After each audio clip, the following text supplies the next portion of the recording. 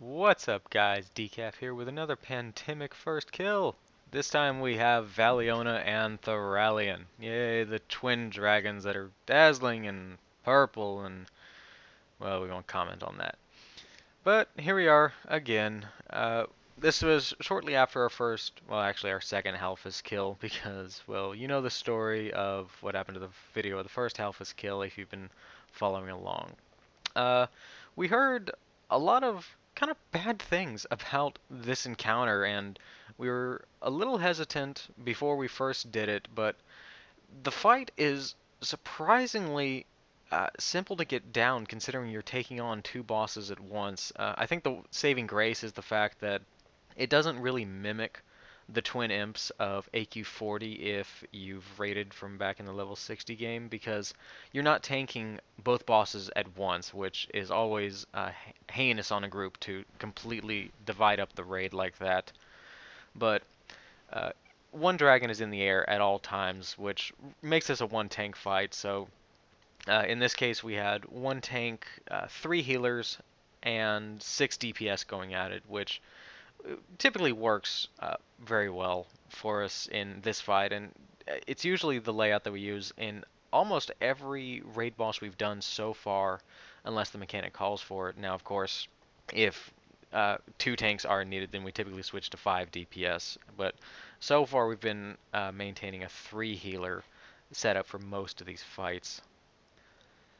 And at the time of this recording, I haven't reviewed the fight, but I think you're going to see a very different side of Decaf, one that doesn't die during the fight. I know, it's incredibly surprising, but I don't think I actually have to onk during this battle, which was quite amazing.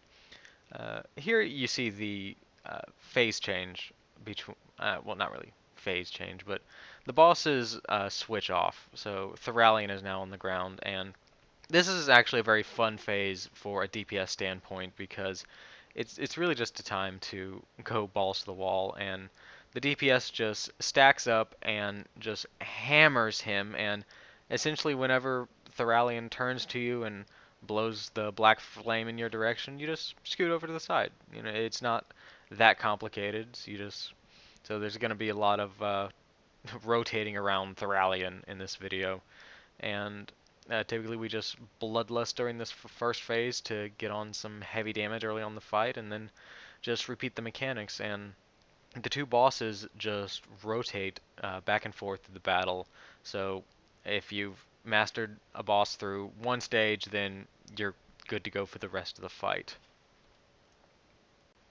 So definitely not one of the more challenging fights from an aspect of looking at some of the other bosses, especially something along the lines of Omnitron, where I definitely think Omnitron was a little more challenging to pick up than these two because Omnitron, I think it really is a case of numbers in that situation where you have the abilities of four bosses to remember. Here you only have two.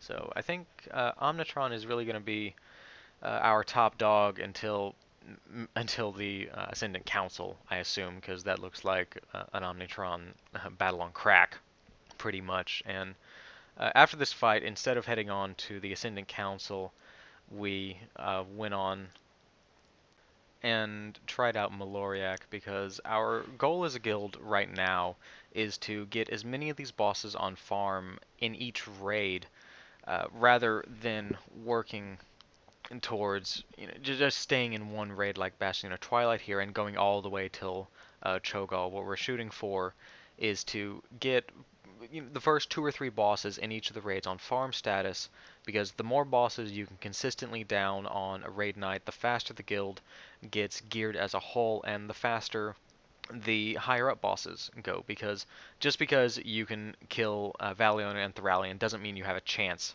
against Cho'Gall or the Ascendant Council. So, we're going up against Magma and Omnitron and Halphus and Theralion and Valiona here, and we put these bosses on farm status, and then just consistently down them to get as much gear spread out through the raid as possible, because at this point really anything that drops off these bosses can be used by someone. So the gearing process just goes unbelievably quick when you're starting out in a new raid zone like this.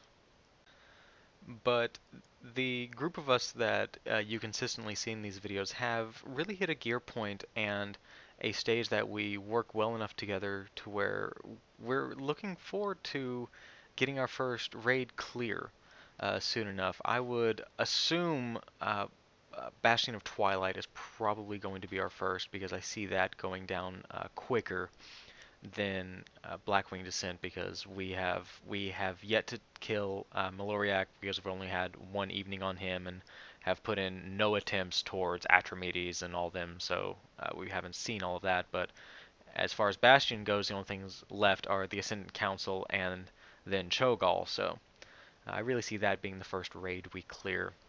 And in other news, for those who don't know, who haven't teamed with me, there's going to be a very big surprise in the next video that I put up because, well, you are not going to see the big bull and you're not going to see a shaman named Decaffeinated in it because I've been looking at this cow for 6 years now and I needed a little bit of a change, so I did the paid race change and my elemental shaman is now a goblin named Ryson. And if anything, the little haste buff he gets is very nice, combined with the fact that I'm looking at a different character for once. It kind of revitalizes my interest in the character, in all honesty. And in video news, we're actually coming up towards the end of this because uh, I should be staying with the DPS as you see them rotating to the right of the screen, but the boss is at such a HP level right now where I just wanted to stay stationary and DPS him down because, well, you get excited when a boss you've never killed before gets below 10%. So we kind of abandoned the mechanic and just blew him up here. So you're going to see him fall in a few seconds, and that marks 2 out of 4 bosses in Bastion of Twilight for us. So stay tuned for yet more accomplishments from Pandemic.